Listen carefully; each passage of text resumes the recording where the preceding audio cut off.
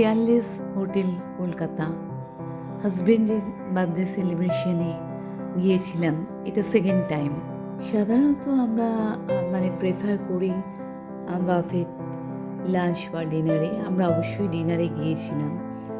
কলকাতায় central ক্যালকাটায় Jawaharlal Nehru road, ঠিক new market cross করে লেফট সাইড টার্ন নিলে আমরা যারা সবসময় ওখানে গিয়ে থাকি, পিয়ারলেস হোটেল বহু পরিচিত একটি হোটেল, একটি নাম আমরা সবসময় দেখে থাকি।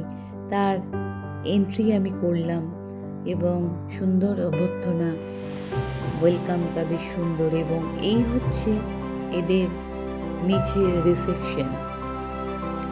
প্রথমবার গিয়ে খুবই ভালো লেগেছিল, যার জন্যই সেকেন্ড টাইম আসা। খুব সুন্দর, তবে এটা চেঞ্জ হয়, এর আগের বার অন্যরকম এখানে ডেকোরেশন করা ছিল। এই হচ্ছে রিসেপশন, নিচটা পুরোটাই রিসেপশন। একটি বার কাম রেস্টুরেন্ট রয়েছে, যদিও আমরা সেটাতে তো যাইনি। আমি জাস্ট নিচটা দেখাচ্ছি, গ্রাউন্ড ফ্লোর রিসেপশন। খুবই মনোরম, রেস্ট রুম খুবই সুন্দর, বলা বাহুল্য 5 স্টার যে ধরনের হয়ে থাকে। বর্তমানে এই হোটেলটি এখন পিয়ারলেস ইন নামে পরিচিত, কিন্তু দি রেটস এর আগের নাম ছিল, বহু পুরনো হোটেল এবং দি রেটস নামে এটি পরিচিত। আর রিসেপশনটা তো বারবারই দেখাতে ইচ্ছে করবে।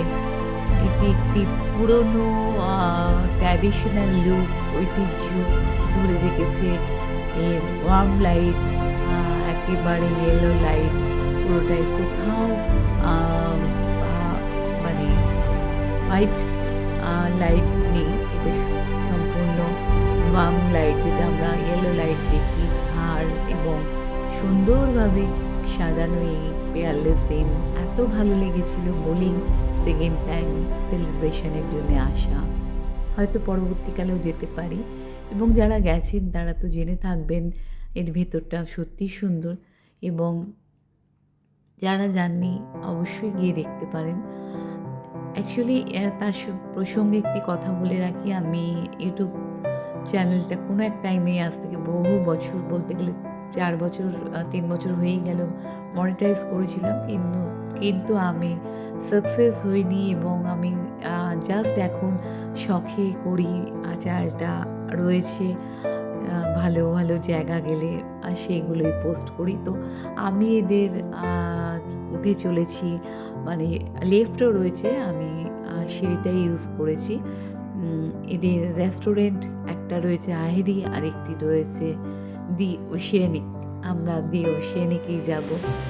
তো এই হচ্ছে এন্ট্রি করলাম ফার্স্ট ফ্লোরে, দি ওশিয়ানিক। আমাদের টেবিল ছিল এটা, টেবিল নাম্বারটা ভুলে গেছি। আগের বারও মনে এই সাইডেই বসেছিলাম। আর এখানে ভেতরের আয়োজনও খুব সুন্দর। আমি জাস্ট আপনাদের দেখাবো কী কী আইটেম আছে।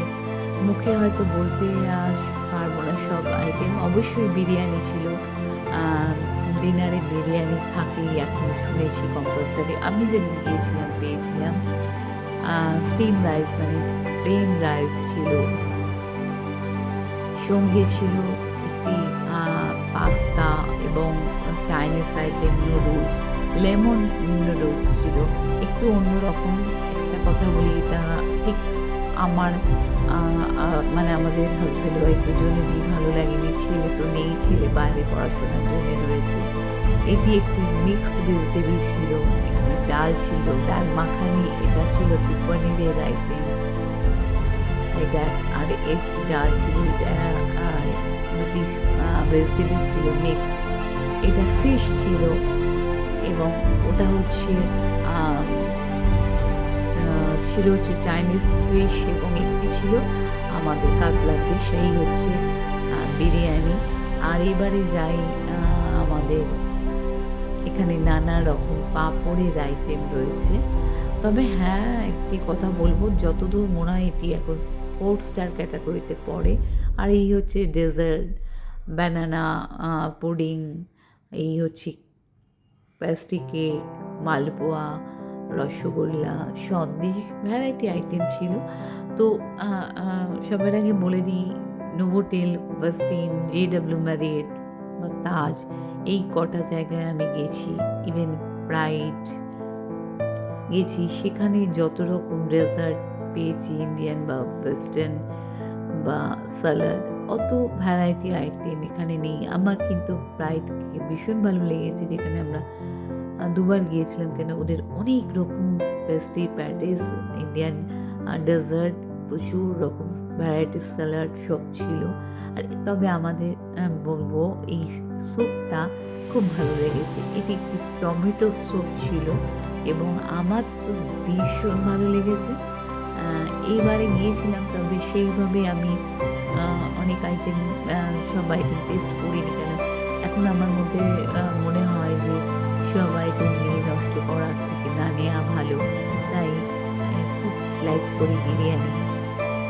দুজনেই হাজব্যান্ড ওয়াইফ। ফার্স্টে তোরা আমাদের টেবিলে সার্ভ করেছে স্যুপটা সত্যি ভালো। এত জায়গায় স্যুপ খেয়েছি, আমার কিন্তু একটু অন্যরকম লেগেছে, খুবই ভালো লেগেছে। পরে মনে হলো আসার আগে একটু আরেকবার স্যুপ খেলে হতো। আমি আর বেশি কোনো আইটেম নিইনি। আমি বিরিয়ানি আর চিকেন ছিল নিয়েছি। নুডলস নিয়েছিলাম, তবে লেমন নুডলস বলে সেটা ভালো খুব একটা লাগেনি। আমি এখান থেকে চিকেন এবং বিরিয়ানি নিয়েছি এবং কিছু মিষ্টি নিয়েছি। অবশ্যই সেগুলো আমি পরে আসবো।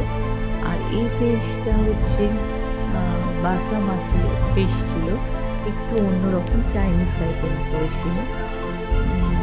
তো মোটামুটি ভালোই লেগেছে। ফার্স্ট টাইম ভালো লেগেছিল বলে সেকেন্ড টাইম গেছি। আর এই হচ্ছে ফার্স্ট ফ্লোরে ওদের ভিউ, সেনিকে যে রেস্টুরেন্ট রয়েছে, বেশ ভালো। ওদের মানে আইটেমও ভালো, পরিষেবাও ভালো। এবং যেহেতু হাজব্যান্ডের বার্থডে ছিল, তো বার্থডে সেলিব্রেশন করেছি। ওদের একটি ট্র্যাডিশনাল লাইফ দিয়েছিল, মানে দেখার মতন। সেটা ভীষণ এনজয় করেছি। হাতে রয়েছে, বুঝতেই পারছেন আপনারা, লাইফটা কিন্তু বিশাল। কেক কাটিং থেকে আরম্ভ করে সবই হয়েছে। তো ছেলেকে মিস করেছি অবশ্যই। আর এই হচ্ছে হাজব্যান্ডের বার্থডে কেক। এই হচ্ছে সেই বিখ্যাত নাইফ, সবাইকেই দেওয়া হয় বিখ্যাত নাইফ। ভীষণ মজা লেগেছে দুজনেরই। এরম ছুরি দিয়ে আজ পর্যন্ত আমরা কেউ কেক কাটিনি। ওদের ট্র্যাডিশনালি ওরা বললো আমরা এটাই দিয়ে থাকি কেক কাটার সময়।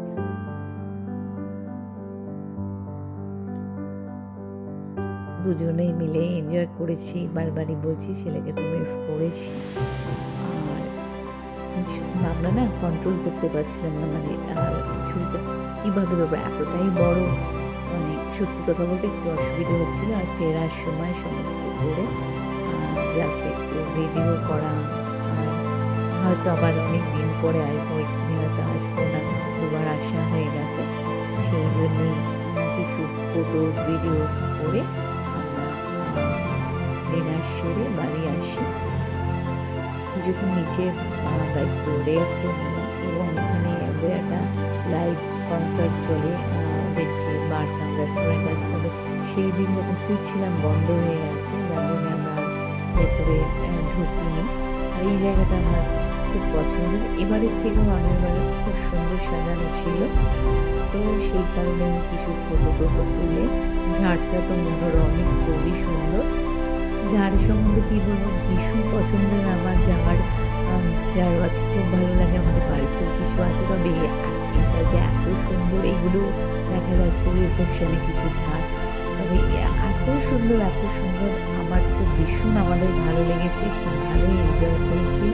আর এখনকার মতন এখানেই শেষ করলাম। সবাই ভালো থাকবেন।